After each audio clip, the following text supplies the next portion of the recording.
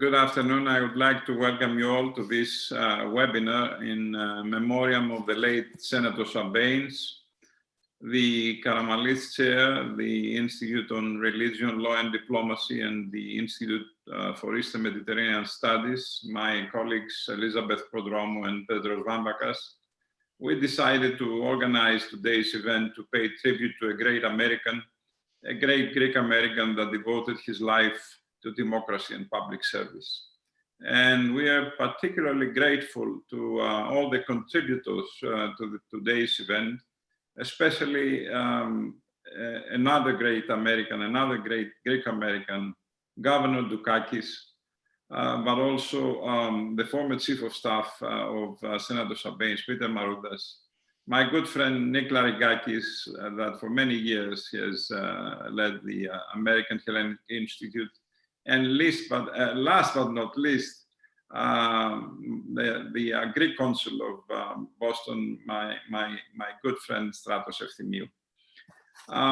When Thomas Dassel, the former Democratic leader, spoke about Sarbanes' legacy in the Senate, he said that when he was trying to persuade the caucus to do something difficult, he would always ask Sarbanes to bring the issue home, to close the argument, because Sarbanes was able to summarize in a very compelling way what the issue was. The Harvard Law School graduate had a very persuasive legal mind. Now, Sarbanes started his brilliant career with being involved into the Nixon impeachment. And as a matter of fact, he introduced the first article of impeachment against Richard Nixon.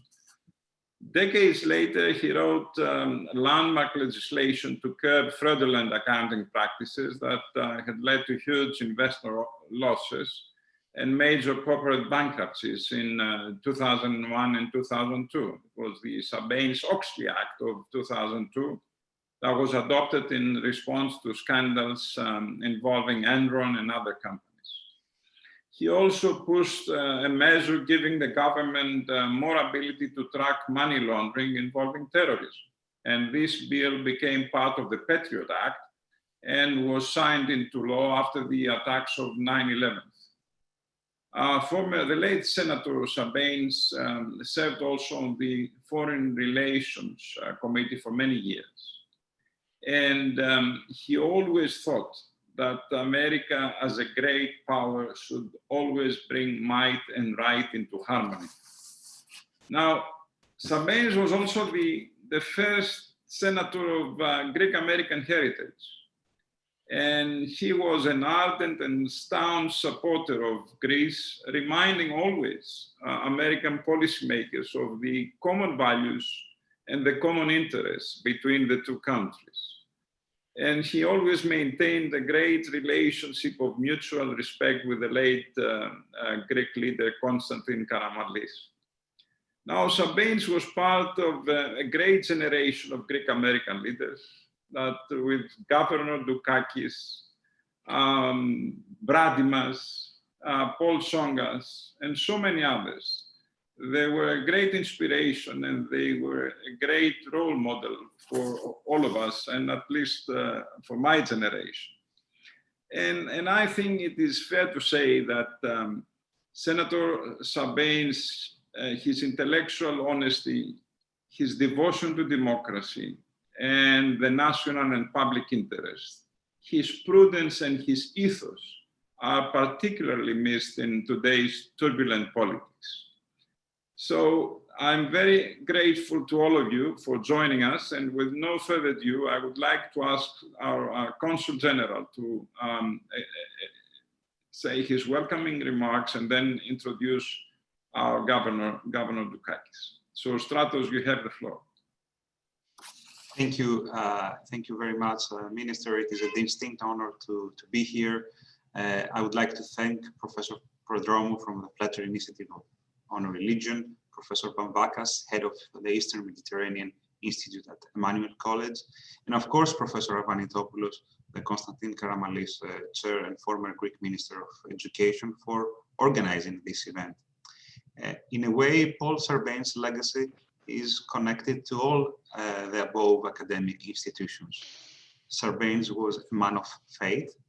He was active and interested in the regional developments in the Eastern Mediterranean, and he profoundly appreciated Constantine Karamanlis and his contribution to the restoration of democracy in Greece in 1974, when in 1974, Sarbanes, as a young congressman a senator from Maryland, played a crucial role in the Watergate impeachment process.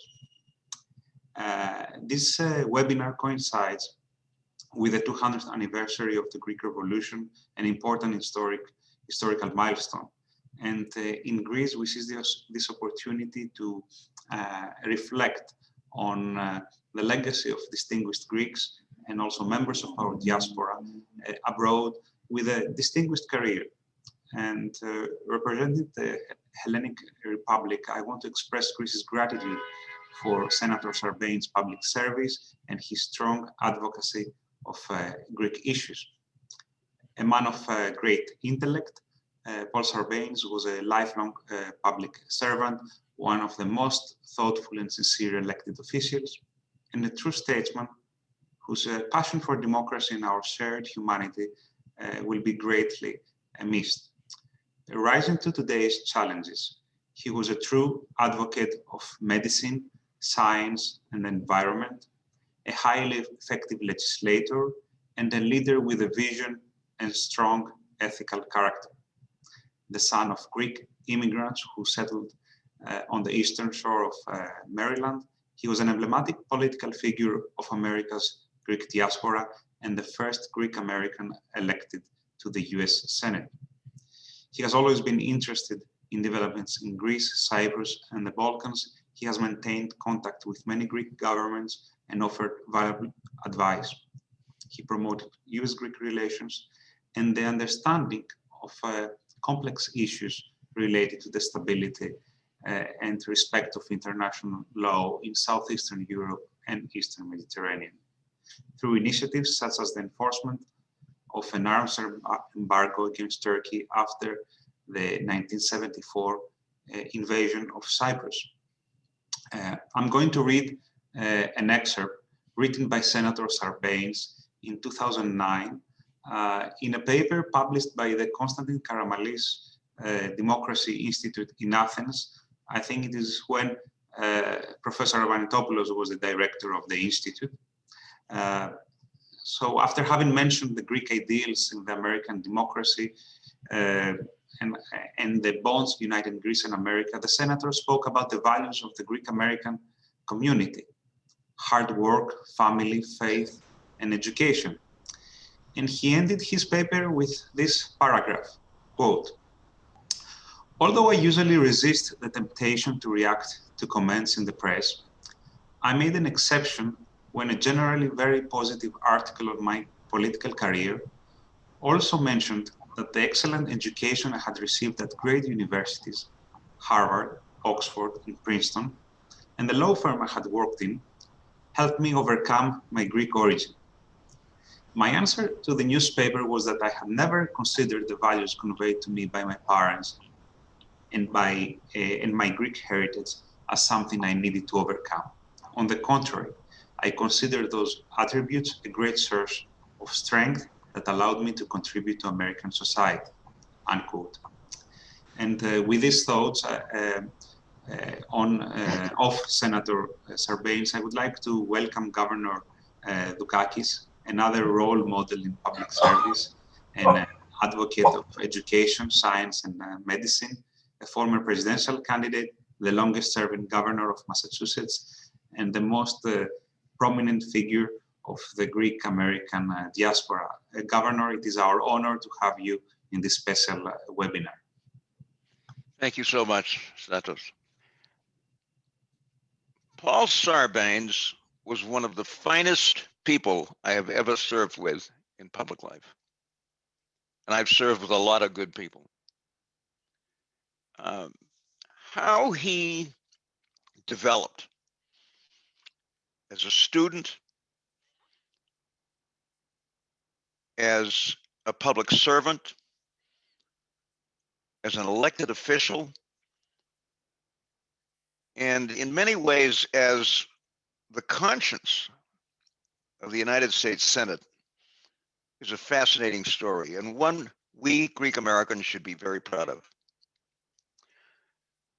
I had never met Paul face to face until the day we arrived at the Harvard Law School. But I had heard about him. In fact, I read about him in the New York Times. This Greek kid from the eastern shore of Maryland who played basketball at Princeton and had become a Rhodes Scholar. And I remember that story, as all Greek kids did, because we're always looking for Greek names and Greeks who have done well. And I said, this is interesting. Here's a guy from the eastern shore of Maryland who's gone to Princeton, who's played varsity basketball, and who's going to Oxford as a Rhodes Scholar. Now, there was another Greek American who in many ways followed that same path. Another guy named Paul, although neither one of them was named Paul originally. I think Paul's Greek name was Panayotis, but he was Paul. The other Paul was Paul Broadus, a kid from Maine, from Bangor, Maine, who was a summa cum laude at Bowdoin, a Marshall Scholar, where he met Paul for the first time, Paul Sarbanes. And the three of us arrived at the Harvard Law School at the same time in the late 1950s. Now, unfortunately, I didn't have an opportunity to go to Oxford. I went to Korea. It was in the military. So while these two guys were having a very good time at Oxford, I spent 16 months of my life in Korea. Fortunately, it was after the fighting had stopped, but it wasn't easy. I was stationed 7 miles from the DMZ. But I had also heard about Paul Broadus. I can't remember exactly how. And learned that both of them were going to be arriving at the Harvard Law School at the same time I was, after I got out of the military. We met there for the first time, the three of us, and became fast friends for life. We're deeply involved in politics. Paul Broadus was the only one of the three of us who didn't serve an elective office, but he was deeply and actively involved in the political process, deeply involved in Ed Muskie's campaign, and was my campaign chairman in 1988. And the three of us created a bond which we cherished and valued all of our lives. Sadly, I'm the only one left. Paul Broadus, who was brilliant and one of the most prominent lawyers in the city of Boston, as well as being deeply and actively involved in politics, unfortunately got Alzheimer's and left us. And now our friend Paul Sarbanes has left us. So I'm the remaining one of the three. But both Pauls were not only remarkable, but typical of what has happened to so many young Greek Americans whose parents came here as immigrants. In both cases, their fathers ran restaurants, not unusual. Paul's on the eastern shore of Maryland. Paul Broadus' father in Bangor, Maine. My parents had come here a little younger. My dad was 15, my mother was 9. And as many of you know, my father, I don't know how he did it, came here at the age of 15 and 12 years later graduated from the Harvard Medical School and practiced medicine in Boston for 52 years. My mother came here from Larissa with her family when she was 9. They settled in the city of Haverhill, a shoe town, and thanks to an elementary school principal named Stanley Gray. If you want to know where I got the middle name Stanley, hardly a Greek name, it was because of that man who had such an incredible influence on my mother's life. She went to Bates College. The first, so far as we can determine, the first Greek girl ever to go to college unescorted in the history of the United States. It was unheard of at the time. A Greek girl leaving home on her own, going to Lewiston, Maine. So I had a little bit of an advantage in that sense. But think about the two Pauls. The man we honor today and our dear friend to both of us, Paul Brundis from state of Maine. Fathers working hard, running restaurants, and both of these young men did extraordinarily well. One is a Rhodes Scholar, the other is a Marshall Scholar. And we had never met, the three of us, until we arrived in Cambridge together as students at the Harvard Law School, and remained close for the rest of our lives. Now, why do I say that Paul Sarbanes was one of the finest people I've ever met? Apart from the fact that he was a Greek American. And I don't have to tell you, Greek Americans are very proud of fellow Greek Americans who do well. He was a man of extraordinary integrity. I've been thinking about him during the course of this past 4 years with the now former President of the United States in office. I can't imagine how angry Paul Sarbanes would have been had he been serving at the time of the Trump presidency. It was so opposed to the kinds of things he believed in. Honor, hard work, unquestioned integrity. Those were the qualities that defined him. And he didn't walk around wearing them on his sleeve. He practiced them. And my favorite story about Paul involves the time that we met, both of us as delegates to the Democratic National Convention in Chicago in 1968. Paul from Maryland, he was a young assemblyman in the Maryland legislature. I was a young state representative in the legislature here in Massachusetts. And Spiro Agnew had just been picked by Nixon to be his running mate.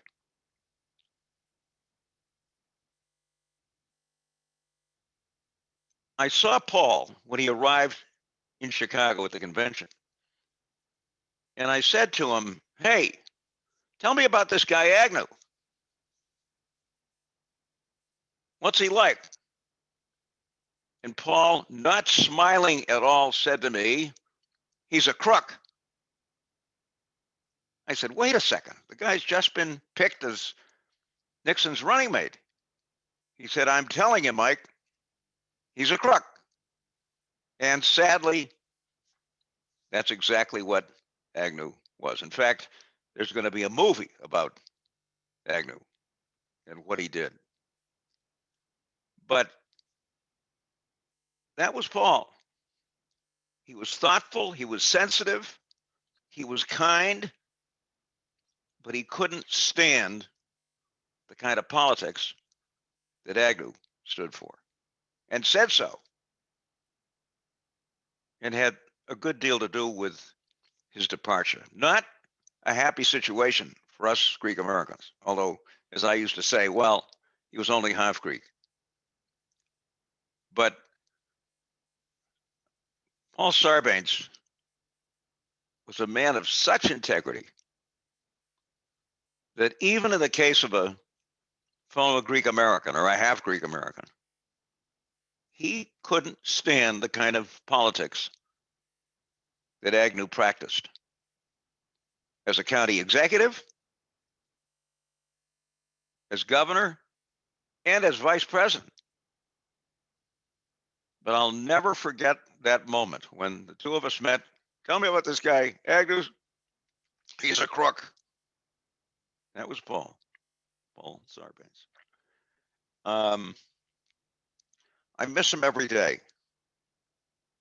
I miss his wisdom, his integrity, his thoughtfulness. I'm not surprised that he was the guy that Tom Daschle would kind of finish up with to kind of sum up discussions and debates of the Democratic caucus. I miss him terribly. But I remember him as not only a symbol of politics at its best, but as somebody who, those of us who are Greek Americans have a right to look to and say to our kids and grandkids, that's the kind of public servant we want you to be. That's the kind of model that we should be seeking as we try to encourage our young people, as I hope we will, to pursue careers in public service. He was one of the best. He was one of the best, and a great example for all of us of public servants, public service at its best. And those of us who knew him will never forget him. Thanks. It's a privilege and an honor to be part of this event today and to be able to say just a few words about a remarkable human being, a remarkable public servant. Thank you very much, Governor Dukakis, for your very thoughtful remarks. And I'm glad we are recording this because this is like oral history. And I do thank you for being with us today. Thank you very much. Thanks.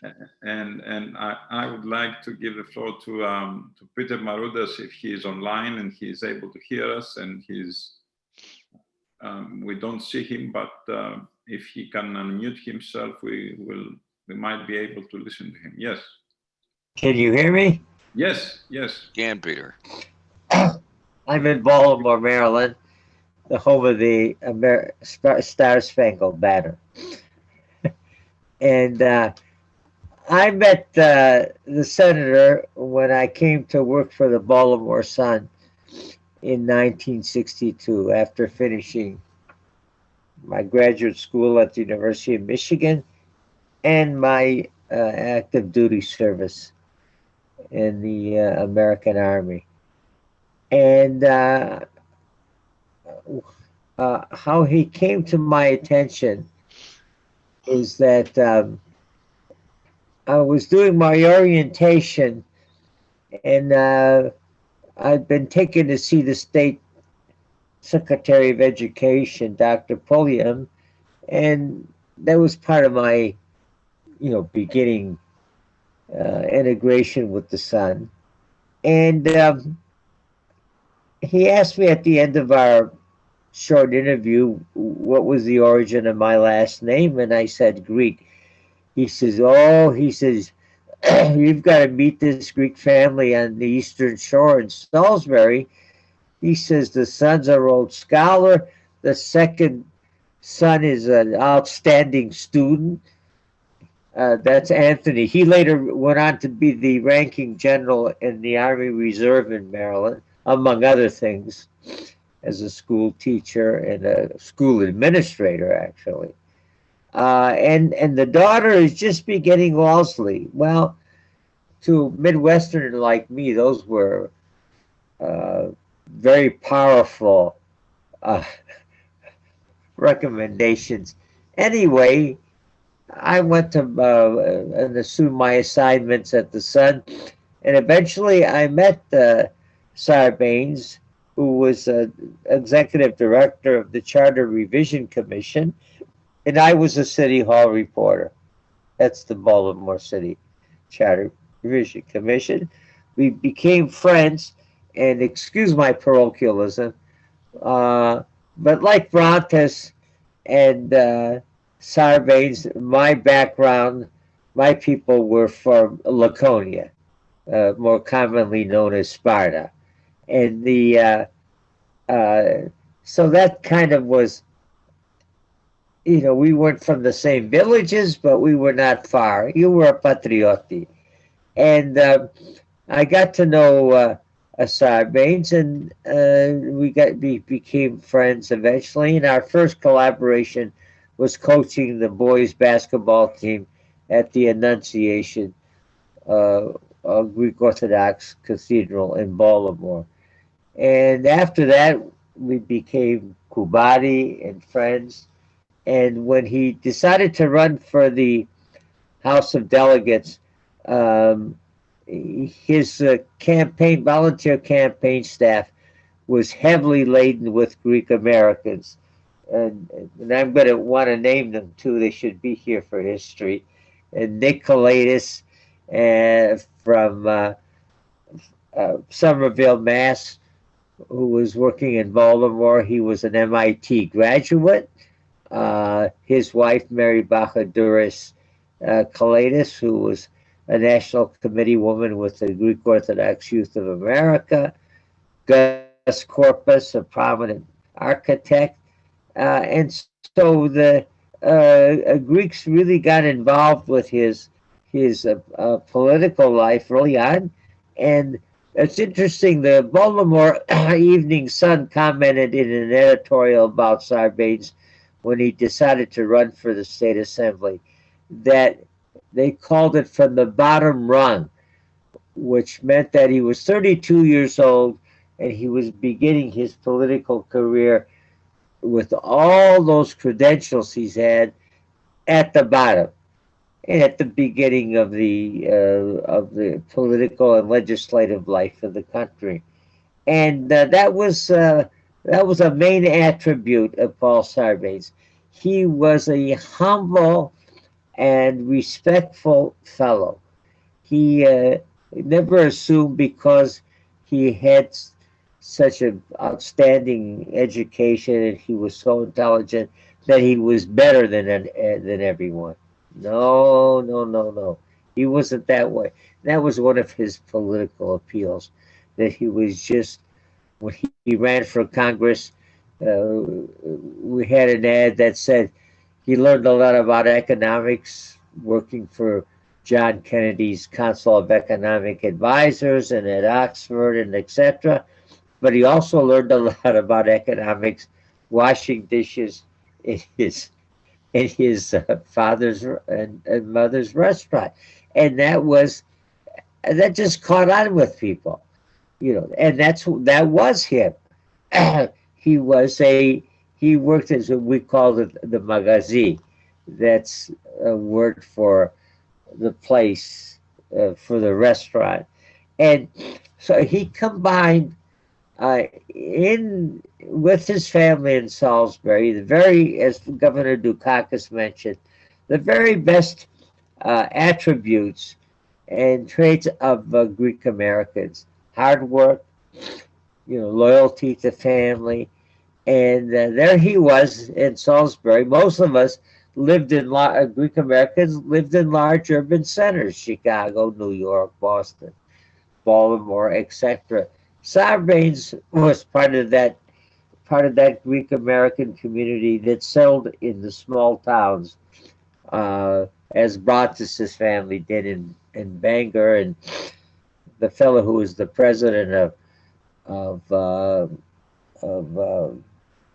Dow Chemical, whose parents were from the same village as Sarbanes. They just were such a good example to Greek Americans. And so eventually he ran for Congress, and beginning, as I mentioned, running for the state legislature, and he bucked, you might call them the machines, the organization. You could not run for the state legislature in Baltimore unless you were picked up on a slate by a club. Otherwise, independents were not encouraged. Oh, the year Sarbanes ran, only one other fellow ran, named Ray Dipsky, as an independent, and he ran because he had 8 brothers, so they didn't know what Dipsky they were voting for. Anyway, Sarbanes got himself elected to the House of Delegates, and then we all helped and got him elected to the U.S. House of Representatives, where he defeated a 11-term incumbent George Fallon, and then the powers that be redistricted him in with another incumbent of about 10 terms, Ed Garmatz, chairman of the House Merchant Marine Committee, knocked him off, but Garmatz saw the handwriting on the wall, and everyone else who were progressive, and they backed Sarbanes, and he was elected to the House. And his first real thrust with important responsibility in the Congress is when he was asked to present the first article of impeachment against President Nixon. And Chairman Rodino of the Judiciary Committee went down into the ranks of his committee and picked Sarbanes, an unlikely selection because he was so low in seniority. But Sarbanes showed his thoughtfulness, his intelligence, and all the attributes that Governor Dukakis and others have mentioned when he represented and presented to the country and the world the case of President Nixon. And then along the way, he got himself involved with the issues affecting Cyprus in Greece. And even though he grew up in that small town of Salisbury on the Eastern Shore, he was imbued with modern and ancient Greek ideals by his parents and his father and his mother. I never met his father, but they tell me he was such a unique person, well-read. And then the mother we knew who was so hardworking and finally got herself a Greek church on the Eastern Shore in Ocean City, Maryland. So Sarbanes was really a good person to be our first U.S. Senator. He was a good Greek-American background.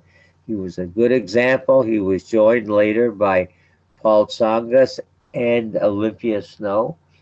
And they gave great service to our country and to our shared background. So I think it's upon his and his legacy lives on, of course, through his son, John Sarbanes, who has the same seat that his father held in the U.S. House of Representatives. So it was a fortunate thing for me to have chanced to have met him when I came to work in Baltimore, where I incidentally do have many relatives, and linked up with him. And at the risk of being ultra parochial, he was at the end of the day a Spartiati. So thank you very much for having me today and for honoring such a distinguished public servant who stands as an example, not just for our country, but for our community as well. Thank you. Thank you, Peter. Thank you very much, Peter Maroudas, for these very thoughtful remarks and the remarks from a person that works so closely with Senator Sarbanes for so many years. Now, I want to give the floor to my good friend of almost 40 years now, I'm sorry to say, Nick Larigakis, president of AHI and the Washington Insider, to share with us his views from the other side of the hill, from the side of those that lobbied the Senate for Greek issues. And I am sure that he might, if he wants to, share with us also the views of another great Greek, Eugene Rosidis, about Senator Sarbanes, because I'm sure that you must have talked about Senator Sarbanes many times. Nick, you have the floor. Thank you very much for accepting our invitation to begin with. Costa, thank you for reminding me how old we are. Go back many years to American University. Seems like a lifetime ago. But thank you for the very kind invitation to be with you on with such a distinguished group of panelists and to talk about such a great man, a man of which of my age group growing up and coming to Washington and working at the American Hellenic Institute, I was in complete awe of the man. But one of the great things about Senator Sarbanes was when you met him for the first time, he made you feel very comfortable. He cared about, having discussions with you, and he just made it a whole lot easier for somebody like myself, who was like a raw kid coming out of New Jersey to the big city of Washington and coming in contact with such a huge figure, not only within the United States government and the US Senate, but for the Greek American community itself. Let me just say that, that era is sort of like the golden age era for advocates of the Greek American community regarding issues of the Eastern Mediterranean. And I would be remiss if we don't recall some of the others. You mentioned Gene Rosidis, who passed within the last 12 months. And I'm sorry to say, and maybe some of you are not aware on the panel today, but just this past Saturday, another advocate in his own right, maybe not as well known as Paul Sarbanes and Gene Rosidis, Dean Lomas, passed away on Saturday at the age of 89. And Dean is credited for being the person who educated the then junior senator from Delaware, the one and only Joe Biden, regarding the issues of Cyprus. Be it as it may, it's an unfortunate situation, but hopefully we will continue to develop leaders to advocate for these issues, which unfortunately continue to go unresolved, and not only unresolved, but continue to be added to the many lists. Let me also mention a couple of humorous anecdotes, if I may, regarding Senator Paul Sarbanes. In Washington, there's a lot of dinners that take place. And obviously, Paul Sarbanes would always be the #1 invitation to any and all of these dinners. And these dinners, as you can understand, would go on forever. And Sarbanes, would be there patiently as he would be, stay throughout the whole night. But at some point, this is enough. And, Paul Sarbanes said, every Greek American dinner from now on should really begin and end on the same day that they began. So that is now known as the Sarbanes rule, and it is adhered to, I would say, very succinctly with all Greek American functions. Another thing is, Paul Sarbanes is the epitome of the Greek American success story. Governor Dukakis basically alluded to that. I mean, here's a man growing up of immigrant families, working in the restaurants, going to a very prestigious, may I use the word elitist school, especially at that time, as Princeton, and yet coming out of there, magna cum laude, going on as a Rhodes Scholar, Harvard Law, U.S. House of Representatives, Maryland House of Delegates, and of course the U.S. Senate. That's about as high as one can succeed in public service without becoming president of the United States. And I think if Paul ever decided to go down that path, I think he may have been successful. But education is a cornerstone of our community. And his father certainly wanted to make sure that that was embedded in him. At one point, maybe the only time in his life where he had maybe a dead moment of lapse in his brain, he said to his father, I'm not sure I really want to continue, in higher educational studies. And now this is the senator relaying the story himself.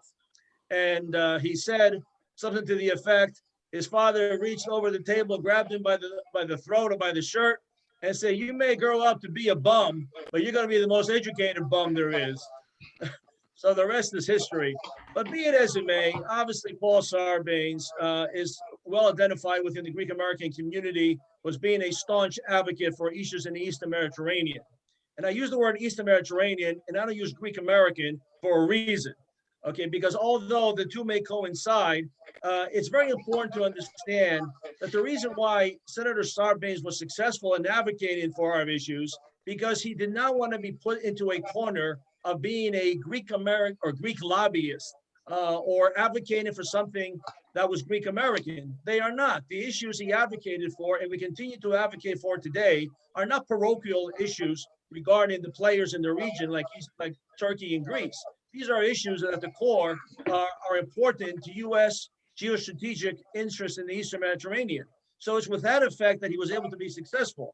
And then in '74, although it was Senator Thomas Eagleton and Representative Benjamin Rosenthal and Congressman John Bradamus, which were in the lead regarding the legislation on the rules of law embargo, it was without a doubt, though, the work behind the scenes, marshaled by Congressman Sarbanes at the time, that was able to identify this as an American issue, as a violation of the rule of law. And because he was able to be framed within the context of the rule of law, specifically that Turkey's invasion of Cyprus of '74 was a violation under the Foreign Assistance Act of 1961, and that Turkey was immediately ineligible for any further aid regarding arms from the United States. Now, quickly, because I know time is short here, he never obviously stopped advocating for these issues during his time in the U.S. Congress, which was for 31 years, including, of course, on the Senate Foreign Relations Committee, which he was there almost the entire 31 years of his tenure on Capitol Hill. And during that process, it's very important to understand of his tough questions that he would ask of those nominated ambassadors that will go to Greece, Turkey, and Cyprus, and make sure that these important questions would be laid out during the nomination process. But he was also not afraid to go up against his own party and its leadership, something that's not necessarily done routinely in Washington. And specifically, I talk about 1978, because although the rule of law embargo on Turkey stood up until '78 when Jimmy Carter came into office, unfortunately, Jimmy Carter wanted to terminate the embargo. And in May of '78, and Sarbanes stood up against then Jimmy Carter, a member of his own party and the leader of his party, and was able to mobilize the Senate Foreign Relations Committee within an 8-4 vote against lifting the embargo. Unfortunately, the embargo was lifted in the fall of that year, but the point, we always try to stand for what was right and principled within the context of the rule of law. In 1983 and 1984, once again, when things got ugly in the Eastern Mediterranean and Cyprus, in the occupied area, Mr. Denktash proclaimed the so-called Turkish Republic of Northern Cyprus. Again, he pushed for the United States not to recognize this entity and called for a resolution that was unanimously adopted in the Senate Foreign Relations Committee. And just as important was also the fights during the Reagan years of the 15 million humanitarian aid for Cyprus. This was money that was put under the embargo legislation for Cyprus's recovery. And he fought this every year because it was always trying to be scaled down. And last but not least, and you can go on about Senator Sarbanes, during the days when the 7-to-10 military aid ratios were part of the discussion on Capitol Hill as it relates to Greece and Turkey, the Reagan administration, in many ways, and the George Bush father administration would really circumvent this because Turkey would get economic grant aid. And he would always fight for this circumvention of this aid that would go to Turkey because, in essence, that would break the 7-to-10 military aid ratios. The bottom line is that Senator Sarbanes can always be counted upon to do what's right regarding the issues in the Eastern Mediterranean, because at first and foremost, they were in the best interest of the United States of America and rule of law. But aside, very quickly, he made it a point to come to every Greek American event, at least in Washington. There wasn't, others will not do so. And I'm sorry if anybody gets offended, but Senator Sarbanes not only would come, but he would stay there the whole time until it was over. He would work the room. He would go up and speak with people, shake hands, and make himself available. And he was also a great mentor to many Greek Americans, you know, as they were coming up through the ranks and who were seeking advice for political office and others in public service. And he did that without question. And he was just a great man. And it was an honor for me to be associated with him in all my years at the American Hellenic Institute up until his retirement in 2007. It's a pleasure to be here once again. And let me give kudos also to Peter Maroudas, because behind every successful person, there is a spouse, to be politically correct. Well, in this case, the spouse was Peter Maroudas, and Peter Maroudas did a tremendous job as Chief of Staff, and that should be recognized as well. Thank you once again for the opportunity. Thank you very much, Nick, for your remarks and for highlighting these aspects of Senator Sarbanes' tenure in the Senate, especially his involvement in U.S. foreign policy in our region. And with no further ado, Elizabeth, you have the floor. All right, wonderful. Thank you very much, and thank you to everyone. It's a pleasure to hear these, you know, stories and observations about Senator Paul Sarbanes, and it's a pleasure to be, you know, co-sponsoring this opportunity for us to reflect and remember on someone who I think everyone has made clear has had an enormous impact both on American public life, on the Greek American or global world of Hellenism.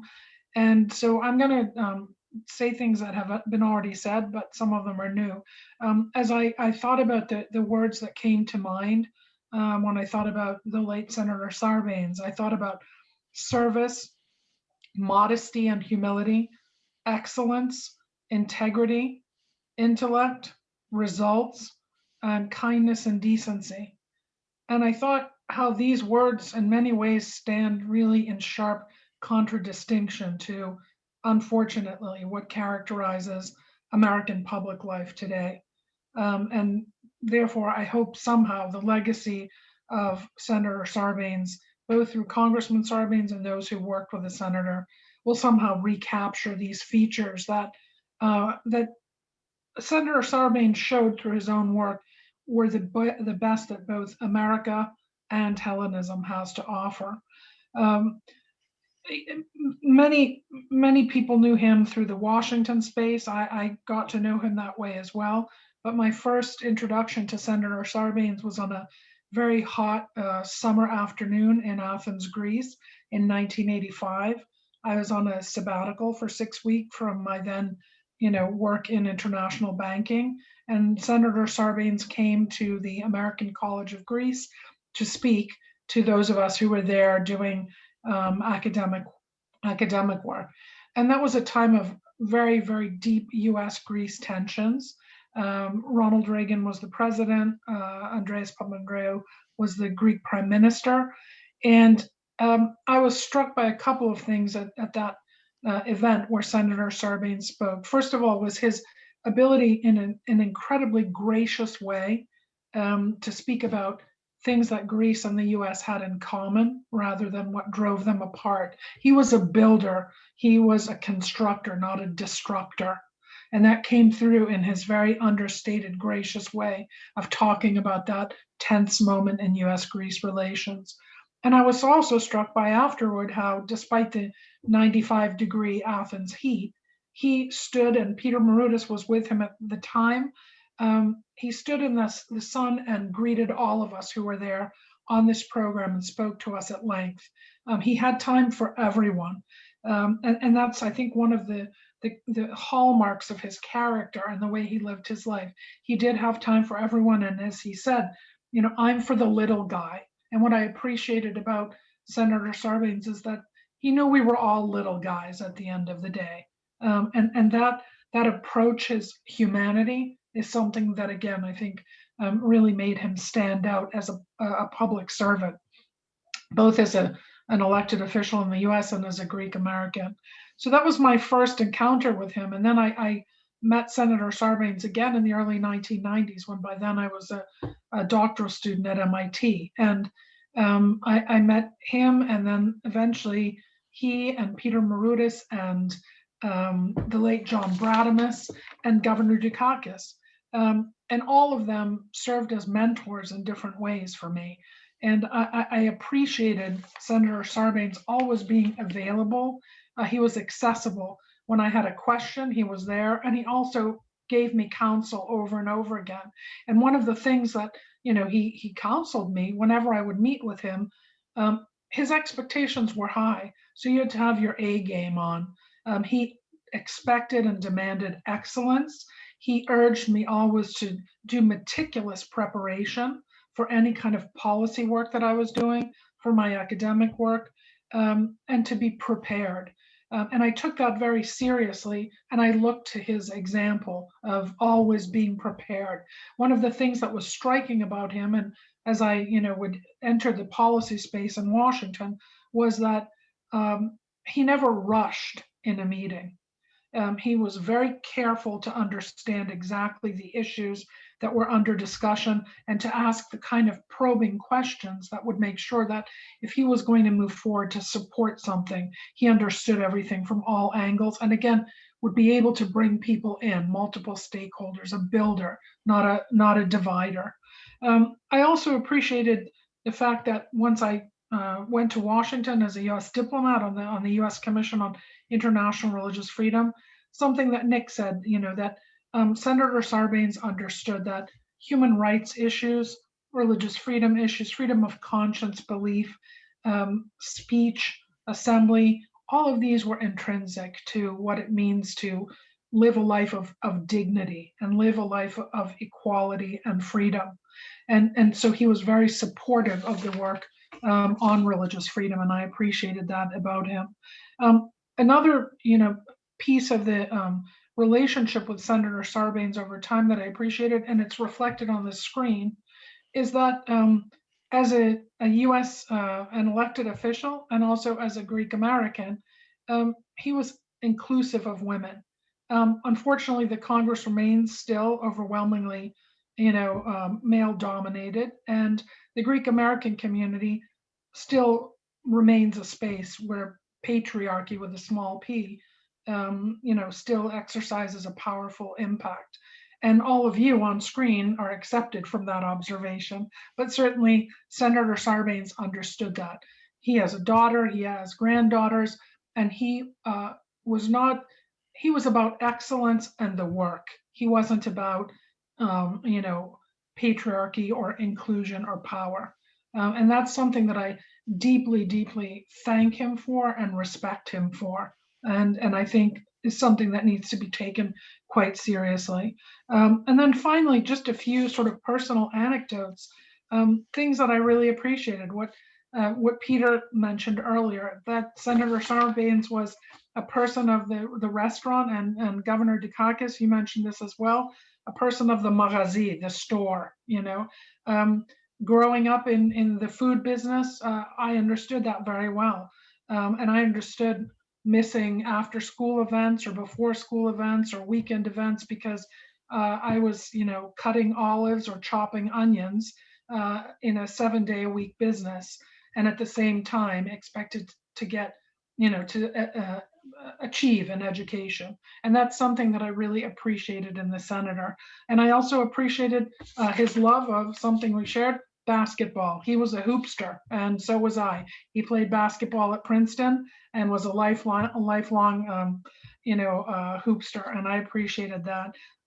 Our last visit, in-person visit, was a walk with Peter, in fact, and Senator Sarbanes, a walking tour in the city of Baltimore that I took with him and Peter and my husband, Aleko, and our daughter, Sophia, who was a senior in high school then. And we walked through the city, and what was so impressive to me was Senator Sarbanes knew that city. He knew the city streets, he knew stores, he knew businesses. He took us into the library. He talked to us about the importance of the Enoch Pratt Free Library, where his late wife Christine had served on the board, where he worked. He understood the importance of literature, the importance of beauty, the importance of literacy for everyone. So again, that notion that he was for the little guy, he was for every person. And that was so striking. And as we walked the streets of Baltimore, and we talked about literature and poetry and basketball and Greek history, he was stopped repeatedly, and he would greet every single person with the same warmth. And what was striking is that people recognized him. He wasn't a distant elected official who appeared on a screen, who took decisions that affected people's lives, but they didn't see him. They saw him, they knew him, they approached him, he welcomed them. That's the kind of service that I think we all, respect. That's the kind of service, Governor Dukakis, that you are emblematic of, and it certainly was the kind of service that Senator Sarbanes was emblematic of. So for me, it was an honor and a privilege to work with him, to be mentored by him, to share, origins in the food business, to know that good food was important as being prepared for your tests the next day in school, and that integrity is something that always must be the watchword. And then finally, just a quick footnote: thanks for the shout out to maniacs, or those of us who come from the great state of Maine, and more generally to the New Englanders and all of you, Governor Dukakis, Senator Sarbanes, and all of those who Peter mentioned as well, who came from New England: Olympia Snow, Paul Tongas, the Dukakis family, the Bruntas family, the Kairos family, so many others, because you were path blazers for all of us and for Greek American women and men. And then finally, the note about Senator Sarbanes saying he didn't have to overcome his origins. His origins were who he was, and there was no complex there. For those of us who work in the identity and in the academy, we talk about diaspora and the globalization of diaspora.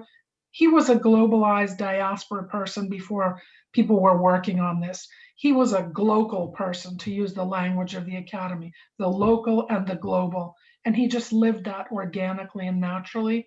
And he made that an example for all of us. So it's an honor and a privilege to be part of this. And thank you also to Congressman Sarbanes, who knew that we would do this event. Thank you for his support and embrace of the event. And I hope all of us can continue to follow the example of Governor Dukakis, Senator Sarbanes, and Peter. I think you're on screen, Peter Maroudas as well. So thank you for doing this event today.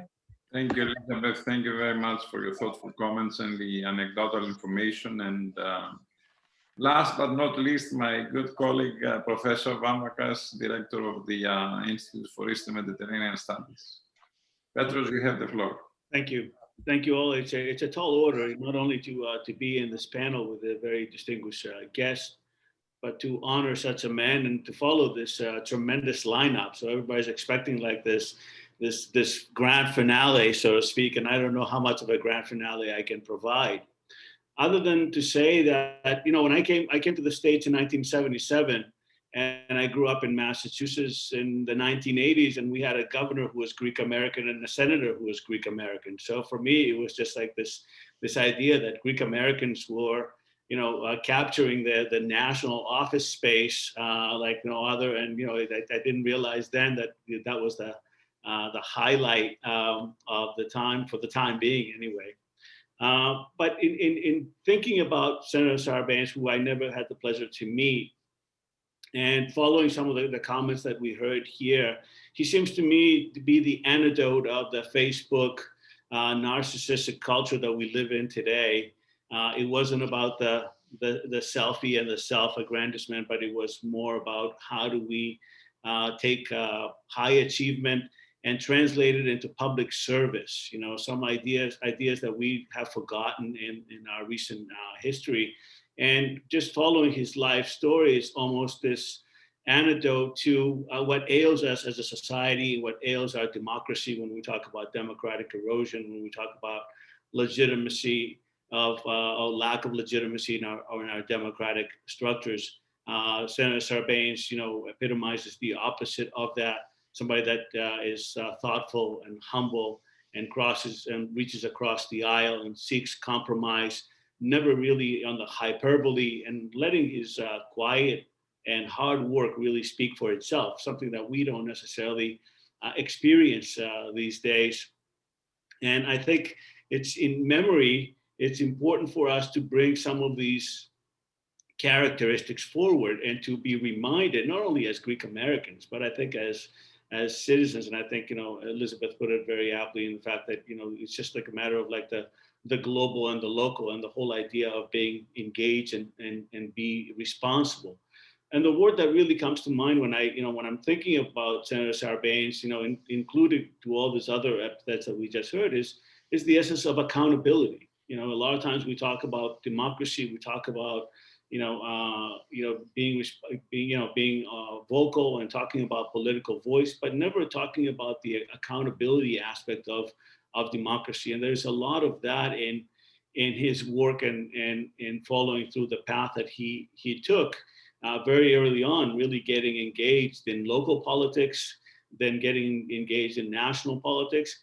And I think it's also amazing to me that some of the issues that we think are very contemporary today, that we discovered today, those are issues that he put his life to: environment, financial reform, accountability on the political level, all things that we talk about today as politics today. But he was an environmentalist in the 1960s. We're talking about his immediate environment of the Chesapeake Bay. He spoke of financial reform early on in the 1990s, and almost a predecessor to what we saw exploding in the late and in the 2000s, with the financial crisis, and of course putting his name on the on key legislation as far as accounting responsibility, so on and so forth. And then his presence both in the Nixon impeachment, but also in the Clinton impeachment. And there's sort of like this historical trend, where he is the person that brings the first article forward to the point of forcing President Nixon out. But he's also the person that stands up in the mid 1990s in Whitewater, and also stands up to the Republicans, and he really provides the necessary thoughtfulness that impeachment is not something that you play around with as a political expedient, that if you don't, eventually it's going to come back and catch you. And here we are, some 20 some years later, and we are seeing the outcomes of the tool of impeachment. And in many ways, Senator Sarbanes was really ahead of his time because he was diligent. He was ahead of his time because he, took all those values that he learned from his family and moved them and translated them forward, and really understood the value of self-aggrandizement is in the public sphere. He understood the whole notion that of democracy is how you achieve in public, not in the private sphere. To me, he's sort of like not only the antidote to what I spoke about earlier, but also the politics that we have come to realize, or the society that we have come to become, the sort of like post-Reagan politics that we have grown up in, that, what have you done for me lately? And the bottom line is the driving force. He was about community, whether the community was Maryland, the community was the United States, or the community was the world itself.